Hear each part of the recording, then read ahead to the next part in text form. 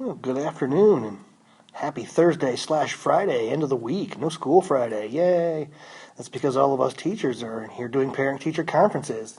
I'm sitting here in Wednesday evening making videos, so yay, it's fun. But we're earning Friday off, so enjoy. Anyway, today we're going to talk about the graph and the idea of what the derivative function and what it's all about really is again, and to beat this into our heads as to what it is we are finding. And again, what it is we are finding is the slope of the tangent line. That's what a derivative is. But the slope of the tangent line for a curve changes depending on where you are in the curve. So, for example, you can see this dot over here on the left. At that particular point, the graph is headed upward from left to right, so it means it's going to have a positive slope, or a slope of its tangent line being greater than 0. At the very top, at the place where the graph changes from going up to down, the tangent line's a perfect horizontal line, where its slope would be 0. And then anything on the right-hand side of this particular graph, again, from left to right, the graph is moving downward, meaning that in any instant point, it has a negative slope. That's what we get. We get the slope of the tangent line less than 0. So you're going to be doing a little identifying of just what kind of slope, positive versus negative, from some basic pictures today. So that's the easy part. All right, the other part's the derivative function and some new notation. Right? Not really new work. We've been kind of doing the same basic thing all week long, just with some different versions of formulas. And this is the one that we end up kind of going with, called the derivative function. And we've got a new symbol. See it right over there. It's not a 1, it's like an apostrophe. It's called F prime. It's a prime symbol. So that's how we read that, F prime of x. And that prime symbol tells us that we are talking about the derivative, or the slope. And this is the function we're going to use. Limit of h approaching 0. This looks like the Tuesday method 2 one. Excuse me. As f of x plus h. So there's a little slight variation there, but pretty close to what Tuesdays look like. And then minus f of x. So again, the reason we like this one, over h. And the reason we like this one is because the denominator is a simple new monomial, which means that our factoring is much easier. We don't have to factor things out as binomials. We're just trying to factor out a common h from the numerator. All right, so that's the key.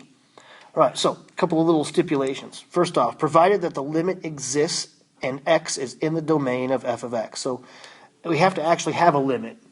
And then at the same time, we have to have x being in the domain of x, meaning it's not off the picture. So essentially, it's the same as Tuesday's method 2, just a couple little twists. All right, so some notation changes. All right, so the top here in blue, this would have been Algebra 1 level. Slope is the same as rise over run, which is that y2 minus y1 formula over x2 minus x1. And sometimes you should have referred to that as rate of change, in which you're looking at the change in the y coordinate over the change in the x coordinate. All right, so we're in calculus. It's the same crap. It's just the symbols have changed. Instead of saying slope, we say m tan, which would be the slope of the tangent line. Same thing, slope. It's still the change in y over the change in x, but except there's a Greek symbol that we use for the word change. It is a triangle, essentially, and its name is delta. So again, let's look at a little note there. That how you would say that out loud is delta. That's the Greek letter delta. So we'd call that delta y, which means change in y. It's just a fancy way of saying it, over delta x. And because delta starts with d, people kind of convert it over and use this version, dy over dx. And to be honest, I would say that's probably the version that I'm most comfortable with and how I probably will say things and write things more often than not. Partially because it's hard to do the triangle symbol on the computer, much easier to do dy over dx, and a little less ugly than this last version where you replace y with f of x, and then they've somehow moved it side of the fraction, even though in the numerator, you can completely do that. It just looks ugly. I'm going to pause for a second. Okay, so let's take a look at an example. And again, just a lot of no notation here, but no new work. All right, so we're going to find f prime for f of x equaling 3x squared. So let's talk about, again, what f prime means. So f prime is essentially our derivative. It's the limit as h approaches 0 of f of x plus h minus f of x, all over h. So let's substitute. So here's my equation. That's what I'm going to be using. So that's my f of x. So instead of x, I'm going to replace x with x plus h squared minus the actual function, minus f of x, minus itself, and then all over h. All right, so I'm going to go ahead and multiply out with FOIL and then do a little bit of combining like terms. So if I multiply that out with FOIL, the x plus h squared, I'm going to leave the 3 alone for right now. That'd be x squared, and then my outsides would be x times h, and my insides would be x times h, so that's 2 of those, 2x plus h's. And then my last would be h squared. And then I still got minus 3x squared, still got over h. So let's distribute out that 3. It's going to give me 3x squared plus 6xh plus 3h squared. And then there's still minus 3x squared there. And then all over h. So as I go to combine some like terms in my numerator, I see that those two terms cancel. And now I'm already seeing out of those last two terms I can factor out that common h. And then those h's are gone.